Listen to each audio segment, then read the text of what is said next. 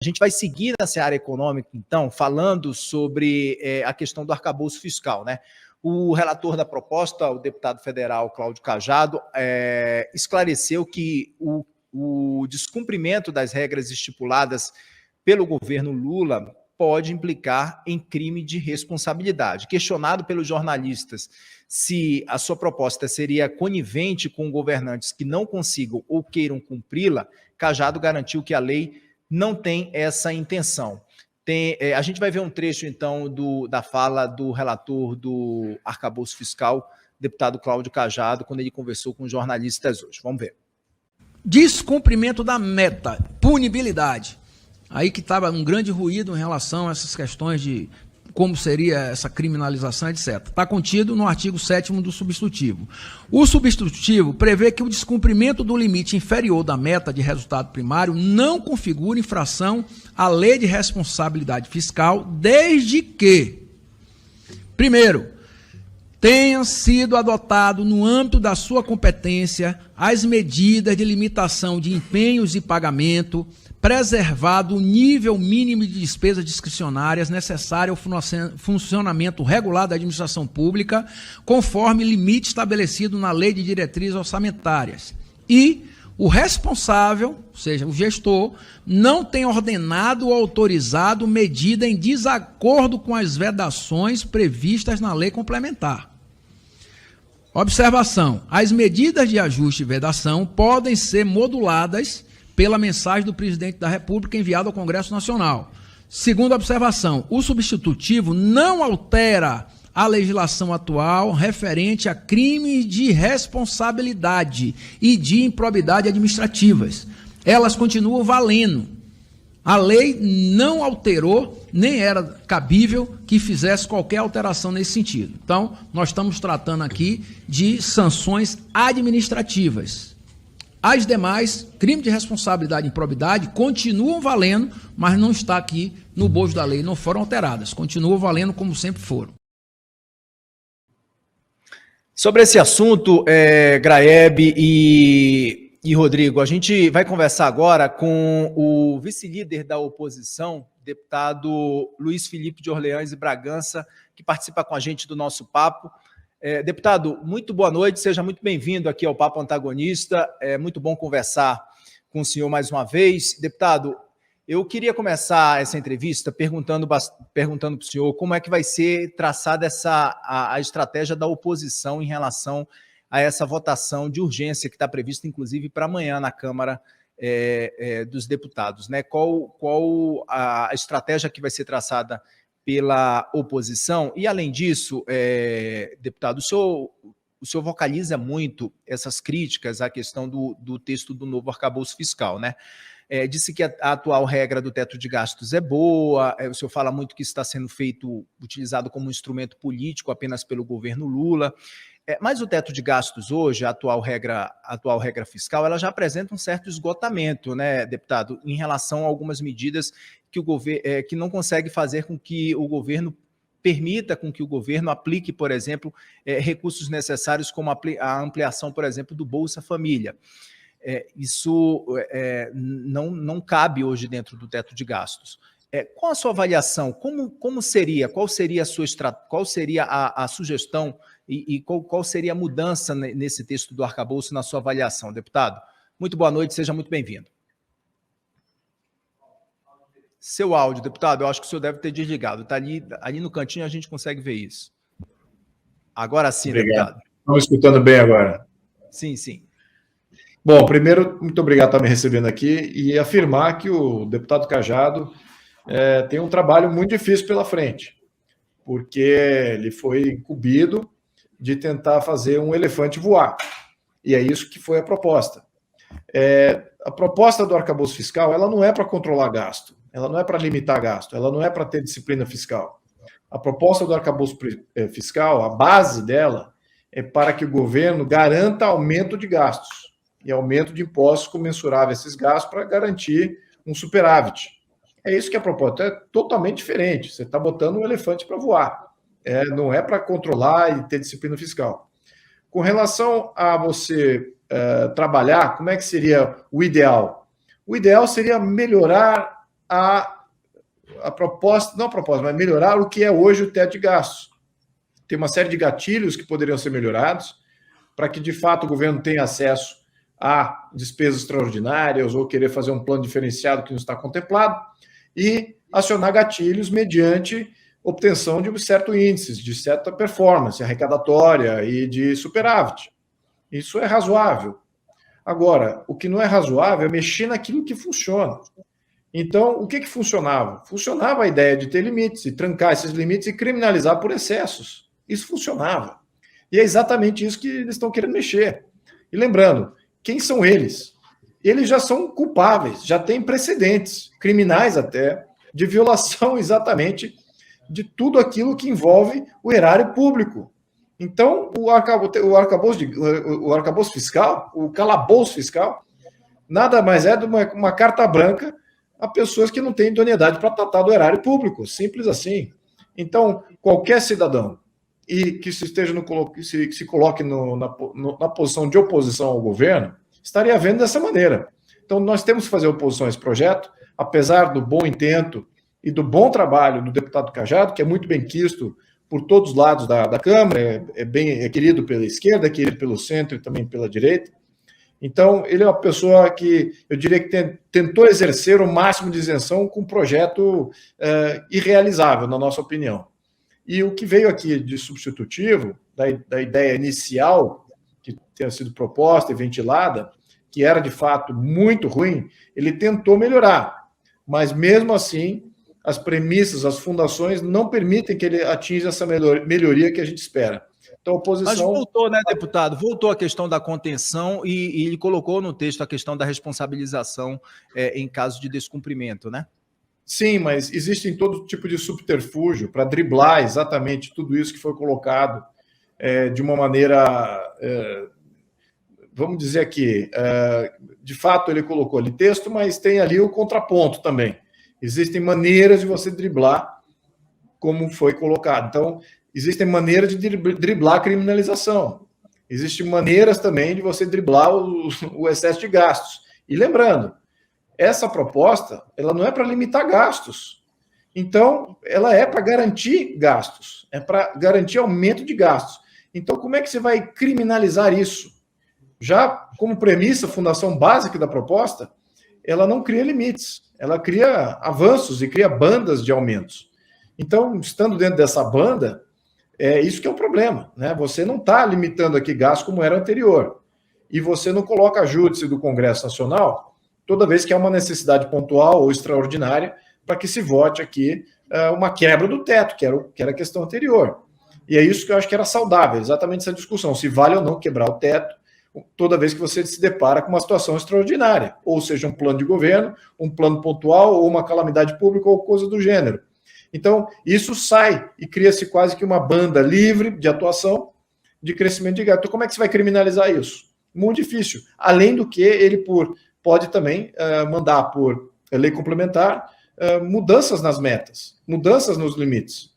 Então, como é que ele vai ser criminalizado se ele pode já agir nas mudanças dos próprios limites? Então, assim, foi um bom exercício do deputado Cajado, mas ainda está muito aquém do projeto do teto de gastos que eles vêm, que tem a pretensão de substituir.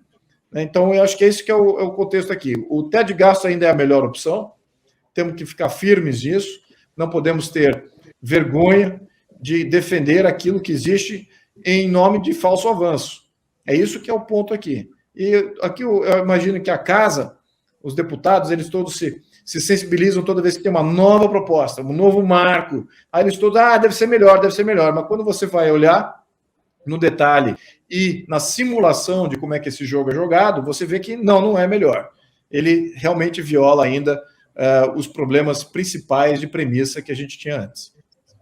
Deputado, o senhor está vendo que a nossa fila é grande aqui para lhe entrevistar, muita gente querendo fazer questionamentos para o senhor. Eu peço que o senhor seja bastante objetivo nas respostas para que a gente consiga girar com todo mundo, tá certo?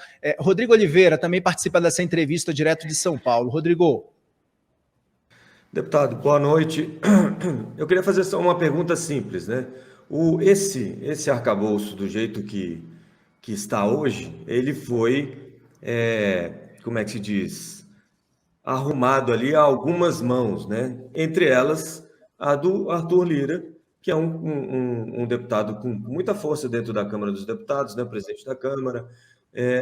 Qual a chance real mesmo de a gente conseguir emendar esse relatório agora com alguma coisa parecida com a criminalização?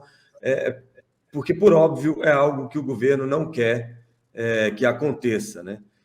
O senhor acha que existe uma chance real disso, ou a gente só vai conseguir, se conseguir alguma coisa, coisas menores, né? E não chegar nesse que seria o cerne todo da questão?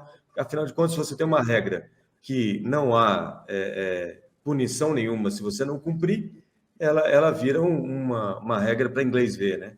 Então, qual a chance hoje, nesse momento, né, de a gente conseguir... Porque o Cajado, sem querer me estender muito na pergunta, mas o Cajado ele fala, não, a lei de responsabilização fiscal está valendo, mas não está valendo para se você não alcançar a meta de superávit, de resultado primário, né? Então, assim, o que a gente precisaria era justamente manter a lei do jeito que estava antes disso tudo, lá no teto de gastos, responsabilizando o presidente da República, ou que seja o ministro da Fazenda, mas alguém tem que ser responsabilizado. Exatamente. Olha, a primeira posição aqui da oposição é rejeitar o projeto como um todo. Falhando a rejeição, nós temos que ir para as emendas. E as emendas têm que refletir o que era o teto de gastos. Então, as nossas emendas vão refletir o teto de gastos. Essa que é a nossa proposta aqui, ao menos as nossas emendas que nós estamos constituindo. Outros partidos estão fazendo outras. A pergunta que você fez, qual é a chance disso? Eu diria que a chance da gente ganhar, da oposição ganhar, não é zero. Agora, o que sabemos é que não só o próprio Lira está engajado em querer fazer isso funcionar, e o próprio governo abriu mão aqui, abriu emendas parlamentares para todo mundo. Então, a gente sabe que isso está correndo solto aqui e que deputados é que vão se vender para esse processo, e que partidos já foram vendidos. Essa que é a grande questão, é aí onde a mídia poderia trabalhar em função positiva. Por quê?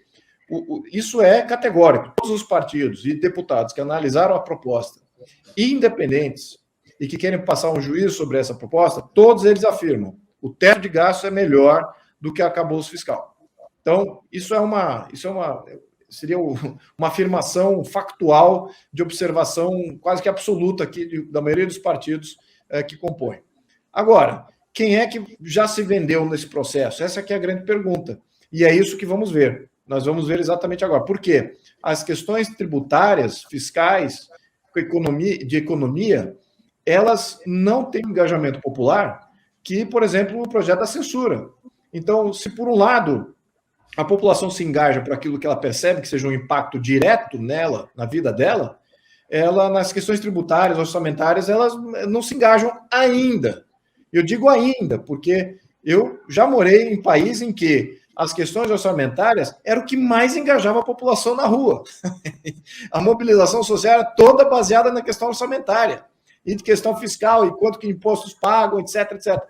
Então, o Brasil ainda não chegou lá, ou talvez optou por se mobilizar por outras coisas que ele consegue entender, e a questão tributária, por ser mais complexa, eles não entendem. Mas é bom que a população entenda, porque isso vai impactar diretamente em todo cidadão brasileiro, quer ele queira ou não, quer ele entenda ou não, isso vai impactar tão diretamente quanto a censura. Então, fica aqui meu apelo à opinião pública de se engajar para rejeitar o arcabouço fiscal tal qual está sendo promovido agora pelo governo. Carlos Graeb também participa dessa entrevista, deputado direto de São Paulo. Graeb. Deputado, boa noite, tudo bem? Boa noite. O teto de gastos, ele acabou sendo um pouco desmoralizado nos últimos anos, porque houve estouros sucessivos do teto. E eu não estou nem me referindo ao estouro que aconteceu lá em 2020, porque naquele momento não havia outra saída, senão abrir a torneira dos gastos mesmo. Era uma situação absolutamente anormal no mundo todo, a pandemia e tudo mais. Mas, mesmo em anos em que não havia pandemia, teve estouro, e o Congresso foi partícipe desse estouro, porque ele autorizou que o teto fosse rompido seguidamente. Então, como é que se recupera a credibilidade do teto de gastos, que acabou sendo, enfim, abalada em parceria pelo Executivo e pelo Congresso também. Como é que a gente recupera a credibilidade dessa regra, que nós podemos concordar, é até melhor mesmo do que a do arcabouço. O problema é que ela não foi cumprida, exceto no primeiro, segundo anos ali, ainda no governo Temer. Sim, perfeita pergunta. A questão do teto de gastos, o que é o cerne fundamental é que ele limitava baseado na arrecadação. Estabelece como qualquer orçamento é feito em casa, na vida individual, você estabelece quanto que você vai arrecadar, desse nível de arrecadatório, você define o que você vai gastar e para onde vai. Muito bem, então é uma discussão razoável, saudável. Muito bem, no decorrer desse plano, você tem alguns percalços. E aí você coloca de novo a voto tudo aquilo que você antes almejava. Talvez pode ter uma medida extraordinária. É isso que eu acho. O teto de gastos, sim, houve violações do teto de gastos, mas também houve debate para que essa violação pudesse ter debate e voto, para que essa violação pudesse ter sido ao menos contemplada de todos os aspectos, multifacetado pelo Congresso e não somente por uma canetada de um ministro da Economia. Então, eu acho que até nesse sentido, mesmo com essas aberturas de possíveis violações do teto, houve debate para que ela pudesse ser violada. E o que não é o caso aqui do arcabouço fiscal. O arcabouço fiscal é basicamente uma carta branca aqui para o ministro da Economia sentar o dedo, literalmente, na caneta aqui da gastança, e da arrecadação e da gastança. Então, esse aqui é um dos problemas fundamentais. Podemos melhorar o teto de gasto? Podemos. Como? Trabalhando os gatilhos. Os gatilhos que podem incidir sobre criar uma coisa mais automática e não necessariamente se constituído como sendo uma quebra do teto de gasto, e já contemplar essas quebras automaticamente, atingindo aqui alguns índices, algumas performances. Então, isso é possível também. Agora, não é isso que está na mesa, né? Está na mesa aqui um outro projeto, uma outra ideia, e não, é nova, é radical, muda completamente o modelo, ele inverte, ele diz o quanto que o governo vai gastar, e depois o governo tem que sair correndo atrás de como que vai arrecadar para fechar o buraco que ele mesmo criou.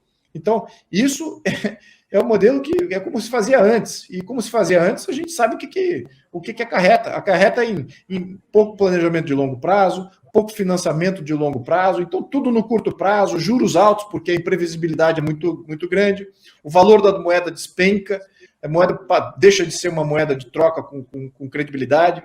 Então nós precisamos ganhar esses prazos, essa visibilidade, e alongar o perfil da nossa dívida, e poder ter juros mais baixos. Então, nada disso está contemplado. Até o uso dos excessos. Por exemplo, investimento. O investimento teria que ser usado, se por acaso houver aí um superávit muito grande, nós estamos até querendo fazer uma emenda que, se houver esse superávit, tem que ser para abater dívida. Né? Abater dívida, isso vai melhorar a situação de juros até, que é uma grande... o que todos reclamam, que o juros está muito alto, mas também que o pagamento de juros hoje está atingindo o nível de previdência. Em termos de gasto equivalente, você gasta tanto com previdência quanto que pagamento de juros. Então, como é que você diminui os juros? Pagando dívida. E os excessos aqui de superávit, eles já estão alocando para outros gastos. Então, enfim, eles não estão pensando em melhorar a condição monetária do país, melhorar a força da moeda, diminuir a inflação, diminuir juros, nada disso. Acho que eles não sabem, a verdade é essa. Então, só respondendo aqui a tua pergunta na questão por que o teto de gastos, mesmo com algumas deficiências, ainda é melhor que o arcabouço. O Wilson Lima também participa da entrevista, deputado. Boa noite, deputado. Boa noite para todo mundo. O áudio acho que agora está chegando direitinho. Uma pergunta muito rápida e objetiva. Hoje, qual é o mapa de votação dentro do PL? Quantos deputados dentro do PL devem votar contra o arcabouço fiscal? E o senhor já tem uma ideia de quantos deputados de outros partidos, como PP, republicanos, também devem votar aí contrário a essa proposta? Certamente tem Podemos, Novo, Republicanos, o PL, são os partidos que vão votar contra, ao menos deputados, em sua grande maioria, vão votar contra. Agora, o quanto que, de fato, as propostas do governo chegaram a atingir esses deputados individualmente, ou até mesmo um partido, a gente só vai descobrir na hora do voto. Então, vai ser mais uma novelinha aí para ver como é que vai ficar essa questão de quem é que foi para que lado. Quem é que foi para o lado negro da força e quem é que ainda está na luz da transparência. É literalmente isso. Então, a cada votação dessa, vamos lembrar uma coisa aqui. Todos os projetos tributários, todos eles, sem nenhuma exceção, eles visam duas coisas: controle e arrecadação. Eles não visam melhoria de absolutamente nada do cidadão, dos estados e municípios, nada. É tudo para o poder central, controle e mais arrecadação. Essa é a senha desse atual governo. Se os deputados comprarem os projetos do governo, eles estão comprando que o governo, ou o presidente especificamente, está ganhando mais controle e vai poder arrecadar e gastar muito mais do que ele jamais gastou e pôde. Então, isso que eu acho que é o fundamental aqui. E por isso que eu acho que isso é ruim, porque isso é em detrimento do Estado de Direito, em detrimento de separação de poderes, em detrimento de estabilidade fiscal, de ter uma inflação equacionada e de um impacto real na vida de todo cidadão. Então, os deputados literalmente estão indo para o lado negro da força se optarem por todos esses projetos tributários. A questão do arcabouço é apenas uma. Depois tem a MP 1171, que está vindo também. Temos também a questão da reforma tributária. A mesma coisa, a mesma sanha arrecadatória, a mesma sanha de controle central. E isso que a gente está combatendo. Então, por isso que eu digo, é tão rigoroso a gente ser contra todos os projetos fiscais como nós fomos na questão de censura. Porque a questão de censura criava uma burocracia central que ia comandar toda a comunicação do Brasil, efetivamente. A mesma coisa na questão tributária. Vão criar uma burocracia central para comandar absolutamente tudo na questão tributária. Isso é um grande problema, essa centralização ruim, e o comando está caindo na mão dessas pessoas que já têm um precedente muito ruim. Isso que vai, na minha opinião, dizer quem é quem aqui no Congresso, né? Saber exatamente quem é quem. E também a que estágio temos de opinião pública e de engajamento popular sobre esse tema.